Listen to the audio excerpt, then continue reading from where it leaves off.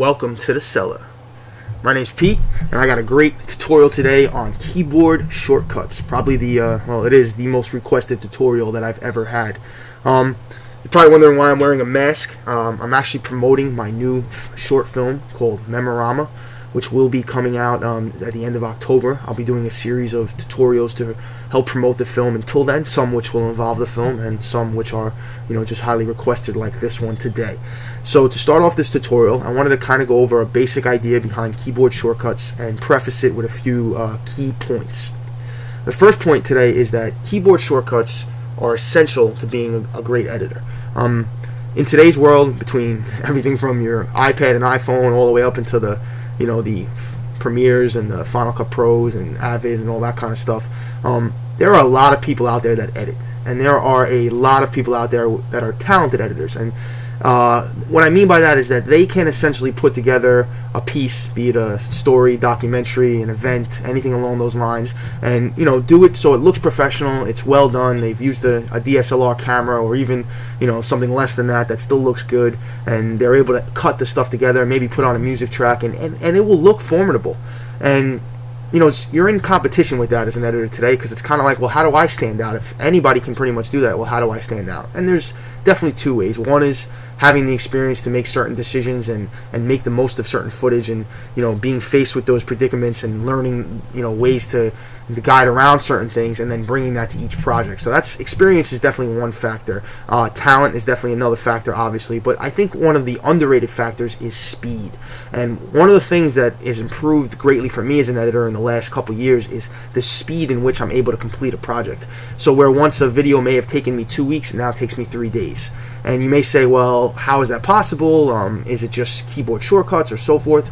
Well, I mean, part of it is definitely experience and getting to know certain things, and also I do shoot what I edit a lot, so that helps in regard for understanding what I need when I get into a certain video. But also, keyboard shortcuts have at least doubled my speed in editing, and it's so important. I mean, think about taking a video that may have taken 2 weeks and being able to get it done in 3 days. Think how much more money you can make. Think about how much more time you can have to learn other things and try out new resources and so forth and so on, new programs, new styles, all different stuff. And that's what's really key about it. So when I started to really build my keyboard shortcuts, my second point, and probably the most important, is that keyboard shortcuts are built for an individual. So while I'm going to offer a free download of my keyboard shortcuts, which you can either build off of or use or play with and check out, I really want to emphasize that you should kind of build your own, and you should check out which tools you use a lot, which actions you use a lot in the editing system that you're using or in Premiere, and check out exactly how you can make a keyboard shortcut out of that, and how you can make it all center around where you don't move your fingers too much off the keyboard. And that really will help speed up your process. And it may take a couple of projects to really force feed yourself in this, because it's so easy to kind of just go back to the mouse and drag and drop and everything else. But I'm telling you, you will definitely appreciate the difference once you start to utilize these keyboard shortcuts. So today what I've decided to do is to do a tutorial on my keyboard shortcuts, but to start it out with exactly how I got to identify my keyboard shortcuts, so that you're able to not only take the information I'm giving and use the keyboard shortcuts I discuss, but also have the ability to customize your own and to create your own keyboard shortcuts to make your editing experience as smooth as possible. So the first place I wanted to start off is the keyboard, and I wanted to explain to you how I came up with these keyboard shortcuts. I guess coming from my background or whatever, have always used as reverse, stop, forward or play, and lift as the JKL. Some people like it as ASDF, depending on where you come from, which editing system and so forth and so on. But you can build, I would say, those are the two home keys. I prefer this set of home keys, so all of my major functions are built around this set of home keys here, because that's where my fingers are going to lie. So my 4 fingers are going to go on those keys, and I want to quickly be able to reach to I, O, P, the brackets, and to the left here, or even below. Any of these things, so I can quickly do the processes that I want to do. So it's all built around here for me. If you prefer the other side, then I would suggest building everything around here for you instead. But I'm going to focus on this. But that's the concept, is that I started with the 4 keys that are obviously essential to everything, which is playing, stopping, reversing, and lift. And I built everything around that so that I can do those functions right on the keys, and then I can reach to I and set my in and out points, I or O, and set my in and out points. As you can see, a lot of keyboards are built like this. This is actually an Adobe Premiere Pro keyboard, and Premiere Pro tends to have it on the JKL side, but I believe Final Cut or some other systems, maybe it's Avid, have it on the ASDF side. So whatever you're comfortable with, I would start with those home keys and work from there and go forward. But for me, it's the JKL, semicolon, and I'm going to start with those. So once I have these keys, you can see here it's actually set. You have your I and O for in and outs. You can set a marker with M. You can insert or overwrite with both the comma and the period, and those are really, really essential, all that stuff. So I didn't change anything in there, but what I did change here is you can see we have the H here. I've changed that. The P, I've changed that because I don't really use the pen or the hand tool very often, so I didn't need those. So I moved other actions over here. I also changed the brackets to stuff, and I'm going to go over all of that. So first things first, when we're in Premiere, I wanted to show you exactly how to access your keyboard shortcuts. You go to the Premiere Pro menu, you go down to keyboard shortcuts, and you select it. Now, as you can see here, I have Shift Z set for my keyboard shortcuts. That is something I customized and set here. As you can see here, we have our layouts. So if you're used to Final Cut Pro or some of these other ones, you can use them. I've downloaded a few other people's keyboard shortcuts to see how those are and use those. But eventually what I did was I really built my own off of the Premiere Pro standard and just changed all the stuff that I wanted to. Now, part of the aspect of changing something is, which you'll see here, is, so for Premiere Pro, I went down for here. This is exactly where I started at. So under Application, when you first come in here, there'll be Panels, Tools, and Applications. Here, this is easy for your tool selection. Application is where I pretty much do most of my work. So the first thing here is these Premiere Pro keyboard shortcuts, Shift Z. So you can see I set it there. And the way you do this here is you would just edit and you would hit Shift Z, and you'll see it pops up there, and you're good to go. Now, if I were to say hit something, and let's say I wanted to just make this Z, and I edit and I hit Z, right, and I am good to go, that's fine. So I can just hit Z for my keyboard shortcuts and stuff like that. So that's exactly how you would edit it. It makes it really simple. And it makes it easy to access them in case you forget, one, what your keyboard shortcut is, which I do all the time in the beginning, or two, you want to change something. You realize, hey, for this particular project, I'm going to be doing a lot of this. Maybe I should create a keyboard shortcut for it to speed up my process. So the other tutorial I did, I recently did a tutorial not too long ago on a certain aspect of keyboard shortcuts, one that would really speed up your process. I'm just going to quickly review that here. If you scroll all the way down, as soon as you're into Application, it's actually not even in any of the other menus. It's right on the Application menu. You scroll all the way down, and you're going to see you get to a point. Where is it? Oh, I'm sorry. It's not in there. It's in Sequence. Okay. It's actually in Sequence. So one more time. Application, Sequence, and you're going to scroll all the way down. And you're going to see where it says Toggle Target Audio, and all the way down past that, Toggle Target Video. And then it's got numbers 1 through 8, which reference the tracks up to 1 through 8 for both video and for audio. And as you can see here, I've set keyboard shortcuts to match each track, 1, 2, 3, 4, 5, 6, 7, 8 for video, and Command 1, 2, 3, 4, 5, 6, 7, 8 for audio.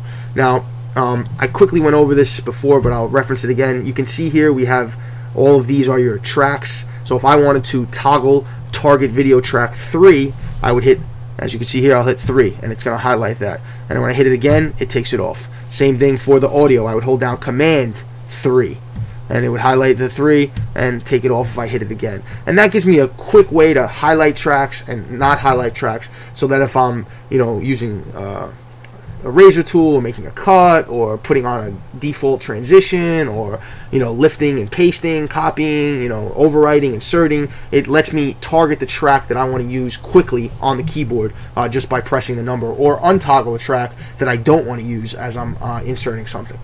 So that's really important, and that really will speed up the process. If you want a little bit more in-depth information, check out my older tutorial on that.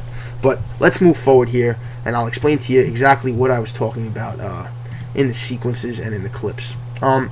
So mostly I would get used to just kind of navigating these here. You have your file entries, which is mostly what's under the file menu. Then you have your edit menu. Again, a lot of the stuff that's under the edit menu. And this is how it's organized. As you can see, it's organized by the menus up top, by exactly what you're going to look at. So when I go to look for something, that's an easy way to discover exactly where it might be. But let's go over some of the more important things that I use and things that I have changed. So yeah, let's go to editing. So editing here, which I wanted to show you, it's just one of the key things that I guess that I use and stuff, and things that I have changed. So I left most of the stuff the same, but some of the major factors besides that I changed is right here. We're going to go down to trim next to playhead and trim previous edit to playhead. And again, if you're having trouble finding any of this stuff, just simply type it in here and it will pop up. But this is kind of important. These right here are probably two of the shortcuts that I use the most. And what does this necessarily mean? So let me go back to this. If you've seen my tutorial on how I cut sequences, you'll notice that this is pretty much my B-roll sequence. And for a brief overview of that, what that means is when I get my B-roll in for a live event, I will just take every single file and I will lay it out, as you can see right here. That's not what I wanted to do. As you can see right here, I've just laid out every track back to back. I took out the audio because it's all B-roll and we're not using any of the audio in it. And then what I'm going to do here is I'm going to go through, as you can see, these little spots, and I'm going to pick the clips that I want to use for the video and so forth and so on. And that's what I do at first. That's my first process. Then I'm going to pull these all into a sequence with music, and I'm going to set everything to music. But this is my B-roll spot. So what I'm doing here is I want to set my next shot. So this is a wedding I was shooting, and these are some of the entrances. And let's just say we have two people coming out here. Let's see the first one. Okay, so here's the parents that are coming out. Let's just say I want to get this shot here, and I want to start it here. Now my normal process here would be that I need to, make a cut here. So let's say I was not using any keyboard shortcuts. Let me see how long this would take. I would have to go to my razor tool. Okay, let's say I even know the tool and I use the shortcut for that. I go to my razor tool. I set the thing. They walk in. I like it to about there. I set my other tutorial. Then I got to switch back to the pointer, which I just did using the shortcuts, which is V.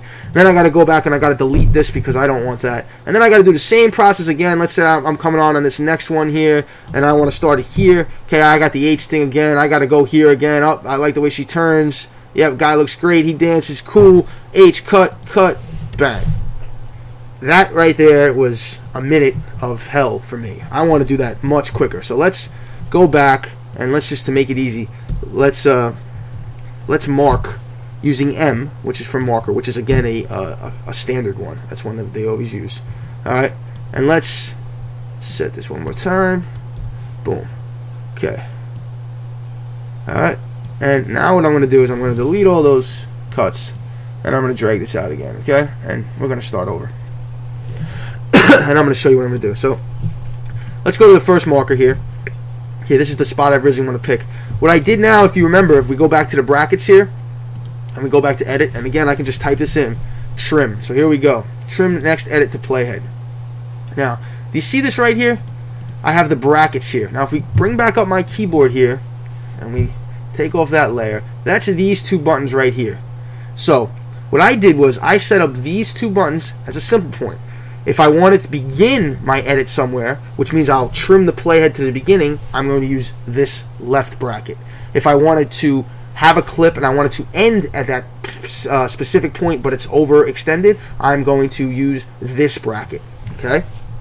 So, going back to Premiere, as you can see, now let me take this off real quick and go back to edit, because I want to show you one other thing really quickly. Well, actually, let me show you what that means first. So using this, I'm at the point where I wanted to edit before. Instead of having to go to the razor tool, make a cut, then delete the other file, all I have to do simply now is press the left bracket. Bang. And now you can see I'm right there. We do that again. Nice and simple. I just press the left bracket. Oh, I'm not even on the marker. Okay. Bang. I press the left bracket and we're good to go. Now, let's go to the next marker. Okay? Alright. Bang. Nice and simple. Alright? Nice and simple. I want to go to the next marker. and here I'm stuck again. Now I can, let me show you real quick. If I wanted to just take this clip and I knew that there was no other content that I wanted on it, the rest, I can now use the right bracket, and I will have just the clip that I wanted, nice and easy, and delete all that stuff. However, when I'm editing B-roll, I'm not sure what's coming next in this live event footage, and I want to get to this point here and make another cut. So what do I do here? What I need to do here is use the razor tool. However, to switch to the razor tool, make a cut, switch back to the pointer is 3 steps too many. I want to do it all in one step. Let's bring up my keyboard shortcuts. All right, edit. Now, let me just bring this up.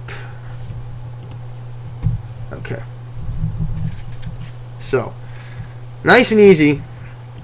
Sequence. Under sequence, you'll see something called add edit. Okay? And add edit to all tracks. These are the two. As you can see, I've made this H and option H. Now, what does that mean? Now, adding an edit to all, adding an edit is basically the same idea as using a razor cut and slicing at the point that your CTI is currently on. Adding an edit to all tracks is doing the same thing but doing it to all tracks. What happens is the edit actually only gets added to the tracks that are highlighted. So if you're only highlighting one track, you don't even have to worry about adding it to all tracks or not. Or if you have all of the tracks already highlighted, you don't have to worry about that either. However, it's good to have that option in case you only want to do one versus doing multiple. But H is what's so important. Now, if you remember correctly, as I cancel this, let's bring up the keyboard. Why did I pick H? Because it's right next to my home keys right here. So as I'm scrubbing backwards, playing, scrubbing forwards, setting my in or setting my out, or using the brackets right here to edit or trim my playheads, H is right in that wheelhouse, and I can easily slip my pinky over there and hit H to make a cut. So that's why I selected it. Also, if you notice that in the Premiere shortcuts, H is the hand tool. Okay, the hand tool right over here is H. I don't use the hand tool almost ever. I mean, I pretty much, I don't think I've ever used it. If I have, it's been very rare. So because of that, I don't need a keyboard shortcut to it, because if I ever did want to use it, I can just use the mouse for that, since it almost never happens. So when I went to hit an H, it tell me, hey, you've already used that, and I've overrid that because that didn't matter. So as you can see right now, I'm at the point I want to edit at. I simply just hit H. I go up to my next editing point, which is right here where I wanted to start them coming in, and I again hit the left bracket. And you can see that I can continue, and bang, okay, bang, I like the cut as he puts his hand through. I make another cut, bang, now I look for my next thing. Okay, where's the next point I want to go to? Bang, okay, cool. Hang, and again, I can use the JKLs too. You know, I can go here, and I can use these, go backwards, and all that stuff. Or you can just use the mouse in one hand and go forward and scrub that way. I also have a Shuttle Pro version 2, which you can use to scrub. But however, whatever hand you're using to scrub with, what's important is having the other hand on these keyboard shortcuts, so that when they come down, you can easily just say, press H again to make that cut, and now I can go over and go, oh, let's see this, the little pop shirt open, bang, okay, we like that, all right, up, a little bit back, okay, we stop there, that's where I want to make my cut, I hit H again, and I go forward, all right, and bang, that looks pretty cool. I'll now use the left bracket to extend the playhead to the trim. Okay, now here's another thing I wanted to show you, which is really essential also. That's part of the issue, but let me actually see if I can just bring it up here. Shift plus bracket. Here we go. Okay, so application extend, that's where it is. Okay, so under application, you don't even have to go anywhere, it's already here. Under E, it's going to be extend next edit to playhead and extend previous edit to playhead. So as you can see, I've used the left and right brackets again, but this time I've used the shift key. So once again, let's look at what the difference here is, and I'll show you on the timeline. If I go to this point, all right, let's make a cut there. All right, and now let's go to the next edit. Let's say we're right here, and I want to just cut to them doing this crazy little dance right here. What I would do here is I would press the left bracket, right? Boom, we're good to go. Now I go here, and they move off, and I say, oh, no, you know what? That was too short. I didn't really like it. I want to go to here. Well, it's real easy again. I can just hit the left bracket. But let's just say I say, you know what? Actually, I kind of like that dance. I want to go back. You know, I'm here. Or, even a better situation, let's say that these two clips were this far apart. Okay? And I am trimming. You know what? I'll make this really easy. So let's say I'm trimming here, okay? And right now I have these clips come to here, bang, it gets the hands, and then they come in, okay? But now I say, you know what? I kind of want to have this clip end here and have this clip begin here. I'd like them coming out a little earlier, and let's just get rid of that whole dance thing anyway, okay? So that was kind of a simple thing to do, right? I had to drag this here or drag this back, right? Right, and undo and undo. Well, there's an easier way to do that. If I'm here and I want to extend this playhead to here, okay, that would be the same as if I bring up those keyboard shortcuts and go down to extend. That would be the same as this, extending the next edit, which is this one. So this is the next edit. This is the previous edit. This is the next edit. You can see my CTI is right in between. So this is the previous. This is the next. So what I'm doing is I'm extending my next edit, okay, to the playhead. So this would be extending this one, okay? And I'm sorry, I'm extending my previous edit to the playhead. So this previous edit is going to be extended to this playhead. So all I would do is hit Shift, right bracket, and you can see it's there. Now if I undo that and I go back to the marker, let's say I wanted to do the opposite, okay? Come down again, and you can see here. Let's say I wanted to extend the next edit, which is this one here on to the right of my CTI, and I want to move this all the way back to the playhead. So instead of dragging and dropping, which can be easy if you're using the mouse, but again, this is a lot simpler, I find it. I just hit Shift, left bracket, and I'm good to go. And what that does is it just makes it 10 times easier for me to edit, especially when I get into actually cutting. Right now I'm just cutting B-roll, and I would say that I don't use that often now, but a lot of times you can tell when you're trying to edit to music or timing, you need a little bit more or a little bit less, and this saves a few steps of dragging one clip to the left, dragging the other clip to the right, and vice versa. This is just easy way to do that. So again, it's all in my wheelhouse. I have my JKL to press. I have my brackets that I can set like that or not. And then I can also, if I'm here, just extend the last playhead to wherever I want to go to just by pressing Shift in the bracket. So those are the keyboard shortcuts I set up. And I would say those are some of the biggest ones. Again, some people like to use in and out markers. So if you're, let's say you're editing in the timeline. Excuse me. Don't want to reveal my identity. Let's say I'm editing in the timeline here, and I like this shot. Where is it? Bang, with the lights. Okay, cool. So I could set my in and out points here. Boom, play, turn, up, they turn. Now I got my out points here. Then I go down to my sequence, and I can either trim and insert. I can overwrite. I can do anything of that nature. I can just lay out the clip right there. Pretty cool, I think, to be able to just necessarily really do that. Now, let's say I wanted to clear these in and outs. I want to do the next one, okay? I hit P. P is normally for the shift tool. I'm sorry, for the pen tool. But I don't like that. I don't use the pen tool pretty much almost ever. And again, if I needed to, I can easily do that. So what I did is I went to marker. And I went down to where it says clear in and out. And if you want to get rid of this so you see what it looks like, here is marker. Okay, here is clear in and out. And I've made that P. And what that does for me, if you think about it, is it's, again, right in my wheelhouse right here. I can set my in and outs. I can clear all my in and outs. So I play, I stop. I play, I stop, I reverse. I can overwrite, I can insert. I can lift. I can set my in and outs. I can clear my in and outs. I can make an edit. So I basically have all this right in my wheelhouse when I'm working, which really makes it easy for me to do the major things that I need to do. And that's how I set up my basic editing stuff for my keyboard shortcuts. Those are the stuff that I use a lot.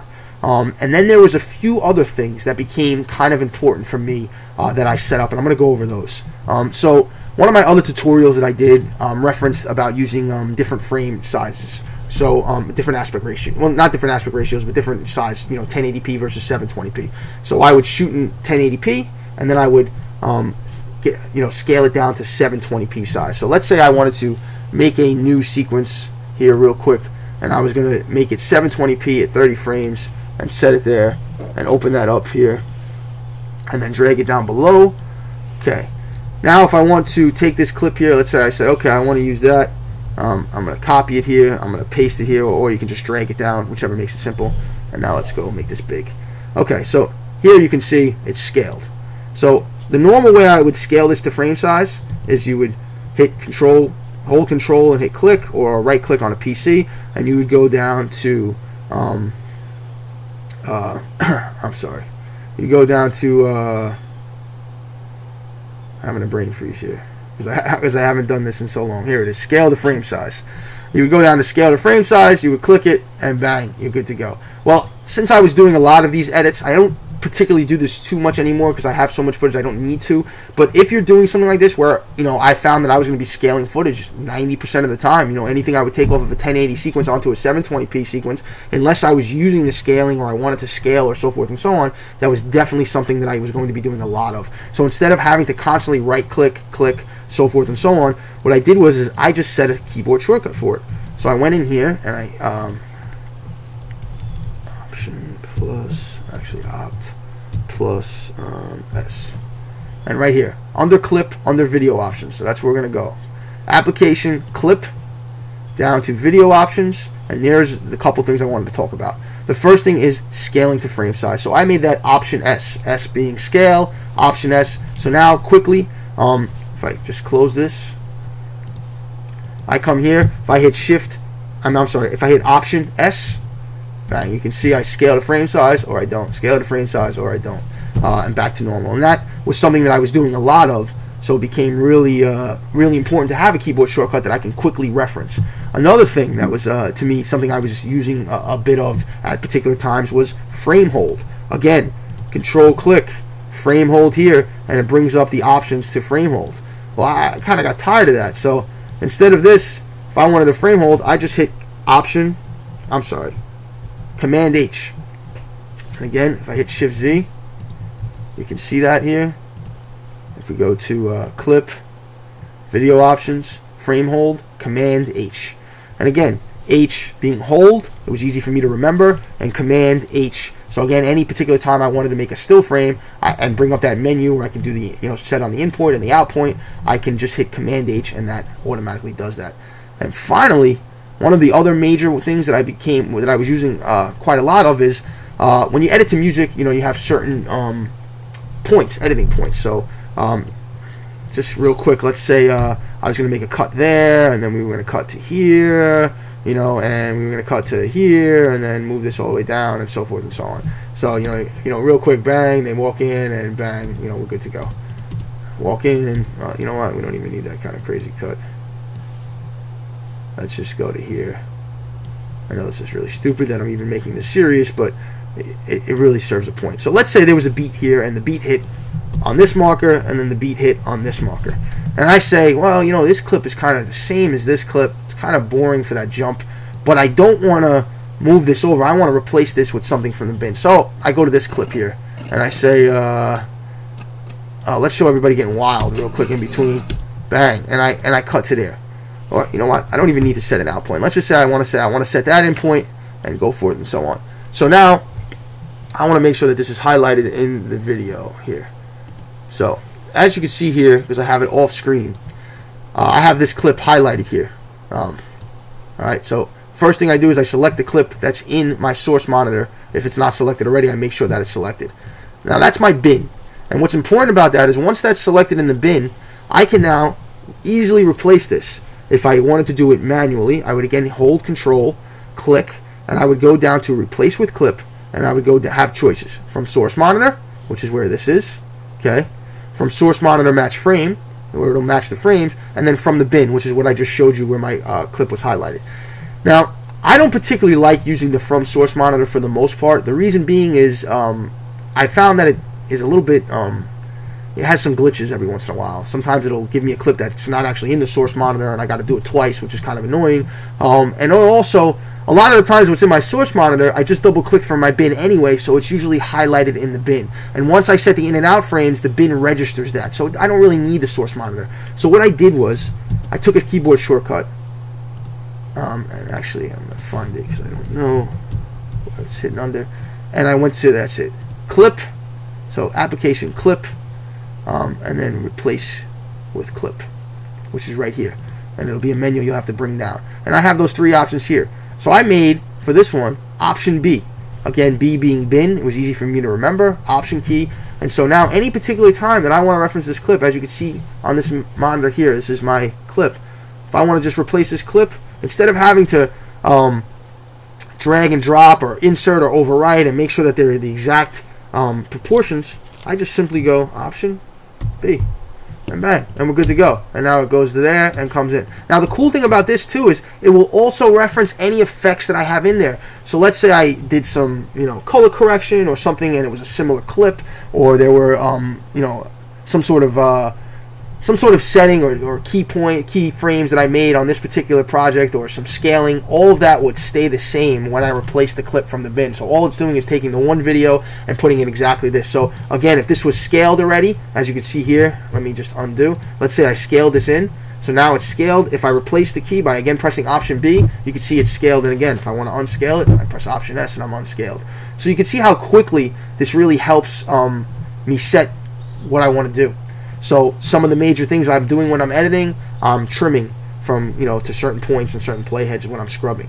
I'm setting in and out points. I'm taking clips and overwriting and inserting them. I'm going to have certain points or markers where a clip may be that I want to replace with other clips. So these are all things that I do pretty much almost every single edit that I use, and so I set up my keyboard shortcuts to quickly do those processes. Instead of having to take 3 steps, 4 steps, 5 steps, I now can do them in one simple keystroke, which saves you a ton of time over the course of an entire project. And that, again, if you can find some of the repetitive things that you're doing and even take 1 or 2 steps off of those particular processes, you're going to save you're going to save 1 or 2/3 of your time. And that's really the best way to look at this. And so that's how I came up with my keyboard shortcuts. And again, as we can go here, I went a little bit deeper than that, and I went through pretty much all the stuff that I could on here. I looked at all the different things that I use and I don't use. And to me, this is a continuing process. There are certain things that I may use now, like the scaling, that I don't really use anymore, like the scaling, something that I used a lot more than I do now. So maybe that won't be as important to me, and that'll be something that I'll wind up going away from. Or there might be something else that I decide that I'm using a lot of, and I start to notice, and I say, hey, I wonder if I can make this a quicker shortcut for me. And that's what I would do. So most important out of this entire tutorial is to understand that this is something for you to develop for yourself. This is something for you to customize around your workflow, around your habits, and around what you do best. And by doing that, you're going to develop a really fast game of exactly what you're already doing, and you're just going to be able to do it twice as fast, 3 times as fast, 4 times as fast. I mean, it's unbelievable the amount of speed that you can get to. I have people ask me all the time, how do you turn around this project so quickly? How is it possible this video is done? You just shot it 2 days ago, and it's a 5-minute video perfectly cut to music. And this is why. It's because of these keyboard shortcuts and because of my experience. The combination of the two have really helped to trim the amount of time that I spend doing this stuff and allow me to spend my time thinking about, more important stuff like where cut points or how I want this, thing to be told and how I want to develop this video, as opposed to actually going through the tedious process for everything that I want to do. So do yourself a favor, check out the keyboard shortcuts and how you can utilize them in your editing workflow. And again, it may be a little bit of a bump in the road at first, but I will tell you from experience, it is well worth the effort. Again, thanks for watching. If you have any questions, hit me up on the comments and I will definitely get back to you. Follow me on YouTube for any future tutorials. I'm terrible at keeping up with a consistent flow of videos. I kind of, when I find something that I fear is really worth sharing, I'm going to put a video up. So there's definitely not going to be any consistent time frame of when anything's delivered. So the best case is just to follow me and check back for some videos. On top of that, when you get a chance, check out Memorama. It will be out in October, and there'll be more news coming out of it as I do some future tutorials. Can't wait to release that. It's been a year in the making, and it's looking to be a pretty good project so far. I hope it works out for what I want it to be. So thanks for following. This is Pete. I'll talk to you soon.